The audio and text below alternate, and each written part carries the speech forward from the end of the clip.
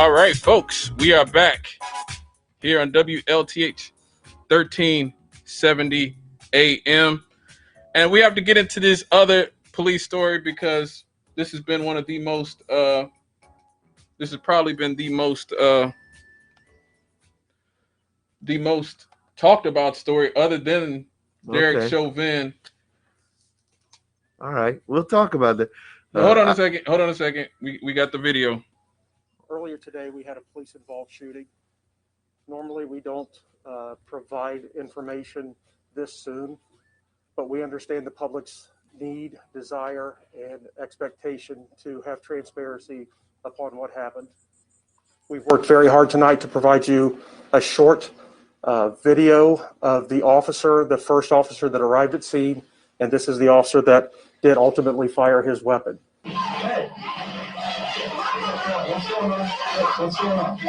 The information was that a caller said females were there trying to stab them and put their hands on them.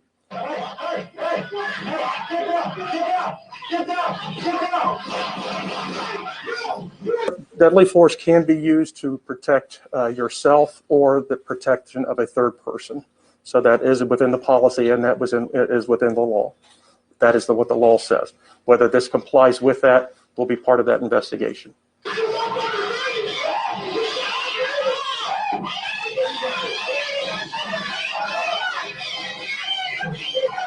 Okay, that is an unprecedented move by the Columbus, Ohio police. They are showing the body camera footage of the shooting of a 16-year-old girl by a Columbus police officer just hours after the incident on the southeast side of Columbus. The shooting, which happened just before the guilty verdict was announced in the Derek Chauvin trial about 20 minutes before, prompted hundreds to protest at the shooting site and downtown. The video shows an officer approaching a driveway with a group of young people standing there. It appears that the 16-year-old, now identified as Ma'Khia Bryant, or Ma'Khia, I don't know, who was moments later shot by police, pushes or swings at a person who falls for the ground. Bryant then appears to swing a knife at the girl, which she does. I'm looking at the video right now, who is on the hood of the car, and the officer hits his weapon, fires it what sounds like 4 times, striking Bryant, who died a short time later. And I had a feeling this was going to happen, Rev. They would give us a trap case, because I really feel like this Ma'Khia Bryant case, and I've been running the boards here for issues, and I've been listening to other shows on WLTH, and I've been wondering to see how people are going to cover it on this station, and I'm seeing how people are covered on CNN and other places. I truly believe this is a trap case, because this case is what I believe is a dummy case, a case where the media and even the government, to an extent, is wanting us to get all riled up about this case, where this officer shoots a girl who obviously is trying to gut this other girl. Yeah. You know, I mean, she had a knife. Yeah, she did. She's trying to gut her. And the officer did what, I'm sorry, I think a lot of people would have done in his position, which is shoot somebody before they can gut another human being in the middle of the street. Did you see it, bro? You know what? I saw the video. I saw the slow motion video. I saw the video from across the street. I had a lot of friends, both in the area and around the country, were talking about it. And a lot of them were saying things that actually I found frustrating. I realized that, thanks to modern technology, we can do things like watch all kinds of TV shows and movies. Mm-hmm. And, they can do a lot of things in Hollywood with special effects. One of the things they can do is convince the average person that the average police officer has the ability to fire his weapon and cause a bullet to go into someone's arm and stop right there in their arm and disable a person so that they can walk up and cuff them and save the day. And, I don't like to come across as dismissive or flippant or anything, because I understand the frustration and everything. You know, you're looking at a situation, and then on top of that, you know that she's a teenager, and so you want there to be a different ending. Right. I get it. I understand it. But like I told one of my friends, if that was your child, yes, that could have happened to, would you have wanted that guy to just try to tase or just try to tackle or try to shoot the girl in the leg or in the foot? Or would you only be concerned with my child didn't get stabbed? Yes. And you know, it's I mean, I had people that I think of as pretty bright people were pushing this thing, and they were getting themselves upset and frustrated and angry. I know. And I'm like, you're picking a case that you really don't want to get yourself. You do not. You don't want to get invested in this one. And I was so mad at LeBron James because LeBron, I love LeBron. Generally speaking, LeBron has a very good radar for this type of stuff. But when he posted a picture of the officer who shot her and with a clock that said, "You're next, buddy, time is ticking," it's like, oh my God. Like, I mean, here's the thing. Like I said, it's a tragic situation. Like you said, we all wanted to be a different situation, but she was trying to gut this chick. She was trying to gut the other girl. Yeah. And you said exactly what my thoughts were about it. If it was your child, if it was my child, I'm watching a video, a police body camera of a police officer pulls up and sees my child about to get gutted like a fish. And he says, "Annie, are you okay? Are you okay, Annie? Are you okay, Annie?" You know, how old are all of you people? Well, my daughter's being stabbed to death. Okay, we're going to have problems, real problems. Lawsuit problems, me and that police officer are going to have beef. We as Black people, a big problem, and we talk about this. I always use this this saying that I got from Wesley Clark, who talked about the military-industrial complex, and he said, when all you have is a hammer, every problem looks like a nail. Yeah. Okay, and that's the problem that we as Black people have with police brutality. We only have one tool. The police are bad, riot, protest, police are bad, protest, riot, rinse, repeat, over and over and over again. We have to be more adept at saying, look, this case is tragic. Okay, we can all feel bad for the mama, we can all feel bad for the family, but we have to be politically savvy enough and culturally savvy enough to say, look, this is just a tragic situation where somebody was trying to actually physically maim or brutalize, probably kill somebody with a knife, and an officer did the ugly job of stopping, neutralizing the threat. You know what? I look at it like this, and I said this to some people. You know, if you honestly feel like you are talented enough, skilled enough, and that you could go and handle those sort of things like that, then you need to go and sign up. Yeah.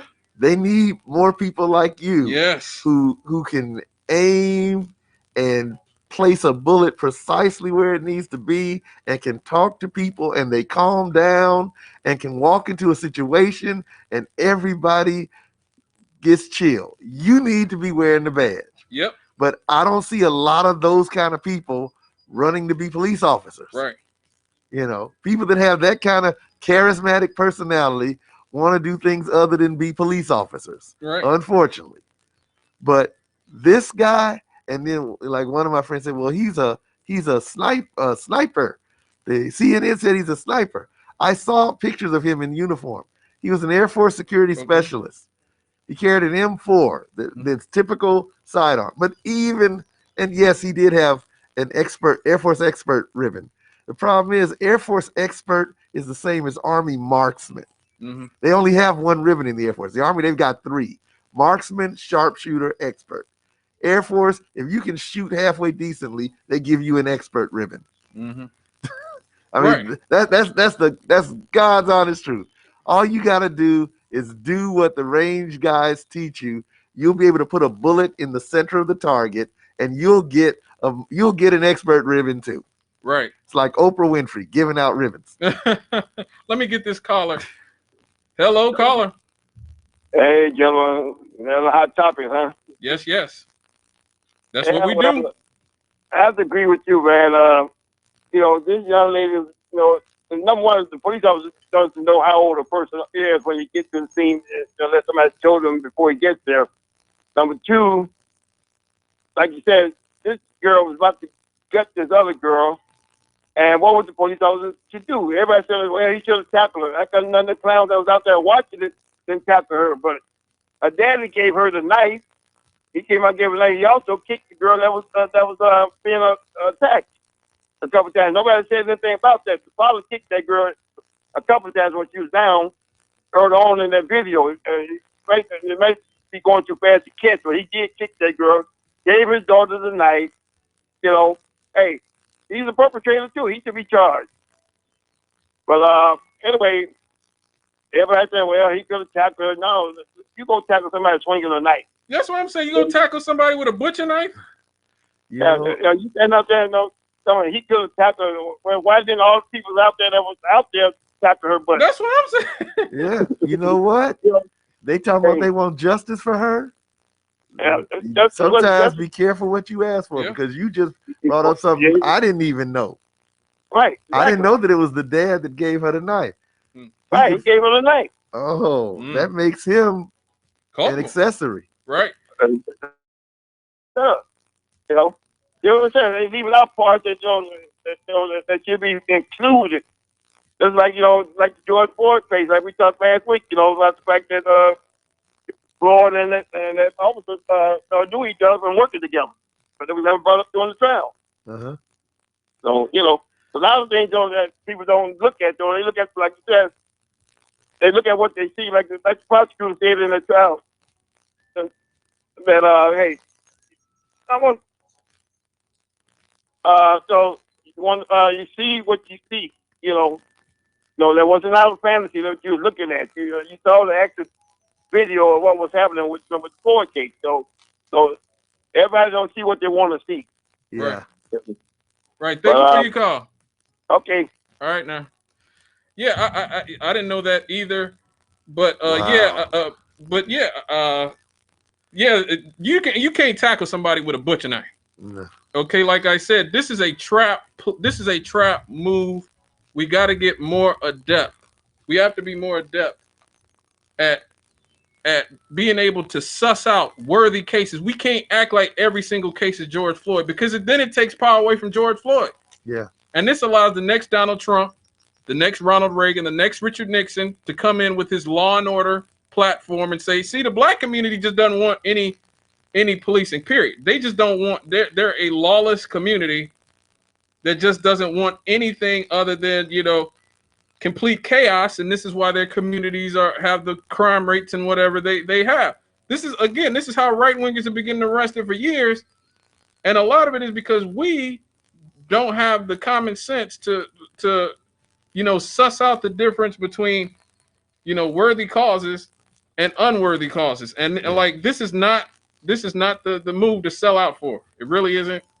And I worry that they will allow this, and we've even seen it in other situations where Black Lives Matter at the tail end of the summer had an 80% approval rating. They had the whole world by the cojones in the middle of 2020. But as those protests went on, and the longer they went on in Portland and in Seattle, and you see people taking out, you see George Floyd Square, which is a autonomous state, they created an autonomous state in the middle of Minneapolis, and you saw Seattle had the chop zone. Yeah. You started seeing then the approval ratings of Black Lives Matter and the protest movement plummet, because then you go from being the sympathetic figures to being irrational and unruly. And a lot of this, and I'm so glad, like one thing I talked about last year during this, when we were talking about this, because we were talking about this when Portland and Seattle and all these people, the clown left. Okay, I consider myself a leftist, a populist, working class populist, old school Democrat, FDR, LBJ, whatever. Right. But there is a clown left in this country of people who, wear the Marxist, socialist, or communist badge, but in actuality, more than being leftist, they are just people who want to watch the world burn, and are people who take advantage of situations like this, not to change policing, not to change the living standards of black people, of Hispanic people, of working class people, of poor people, but who are just there to fight with the police so they can get on Twitter or Instagram and tell everybody that I fought with the man and I did this, and that is clown leftism, and it is ruining our opportunity to reform policing, to get cameras on cops, to reform police review panels like Black Lives Matter. Northwest Indiana actually put together a plan with I believe it may have been, was it Karen Freeman Wilson, or it was either with the end of Karen Freeman Wilson's term or with Mayor Jerome Prince, where there'd be independent review panels and all this. That's what we should be talking about: body cameras, independent review independent review panels, independent prosecutors who don't have to be involved with the police and then have to prosecute the police when they act unjust. Those are real reform. But abolish the police and all this crap. A lot of this crap is clown left behavior. It is there to make us look bad, there to make black people look bad, there to make the left look bad. And I'm sick of it. Do you think, because you said something earlier, there is a group of people that just want to see the current way of viewing life torn down. Right. Some people that I know of have tried to embrace critical theory, right. And I started looking at it. I just wanted to know what it was because I was hearing about it, and people were saying it's the best thing since sliced bread. People saying it's the worst thing since hemlock, and so I just started reading, and I didn't just read books by the people that were opposed to it. I read books by the people who support it, who behind it, who developed it. Right. I read books by people like Richard Delgado, Eduardo Bonilla Silva, proponents of critical theory, and what they said it was. And when they were the ones saying that, hey, this is a cultural variant on the theme of Marxism. And when they said, part of what we're doing with this is we're looking at everything and saying that everything is flawed and the whole system needs to be torn down and something new needs to be put in its place. That's where they're coming from. There's reform, fixing. They're not here to fix and reform. They want to tear everything down and start all over again. Now, maybe sometimes that's what it's just like if you got a house that's so rotten that there's nothing you can do to fix it up, the only thing you're left to do is tear it down. Right. But you better know when you make that call that you have enough resources to rebuild after you tear your house down because you decided that it's so rotten, so bad, so messed up that there's nothing you can do to fix it. Now, if people want to say that our current way of looking at life, not just our system of government, but our way of looking at life, if you want to say that that is fundamentally flawed, then you better have a new way of looking at life behind it. For me, I do believe that people are rational and people can look objectively at data and come to conclusions, reasonable, rational conclusions. I believe that I can make rational arguments, for example, for reparations. I don't have to just tell you gut-wrenching stories and pull on your heartstrings. I can show you data that this is where it comes from. This isn't about making white folks pay for their sins. This is about making the government be accountable for policies that it enacted over the course of over 200 years. Yes. 100 years after the end of slavery. They continued it. They persevered in it, and they did it deliberately to create a middle class for whites and a permanent underclass of blacks. Black people. That's what the government did. That's not what Joe Smith, who fought for the 51st New York Infantry Regiment in the Union Army, did. That's what the government did. Right. And so that's how I think. It's rational. And critical theory says that there's no such thing as rational thought. That rational thought is just a tool of the oppressor. That you can't use rational thought. You have to use emotional, heart-tugging stories, because rational thought is only designed to maintain the status quo. Not necessarily, sweetheart. Right. We got to go to a break. Caller, please stay with us. I know you've been on the dial for a while. Please stay with us. We'll be right back after this. 219-885-1371. That number again, 219-885-1371. I'm Scott Cannon. Over there is Reverend Delwyn Campbell. We'll be right back.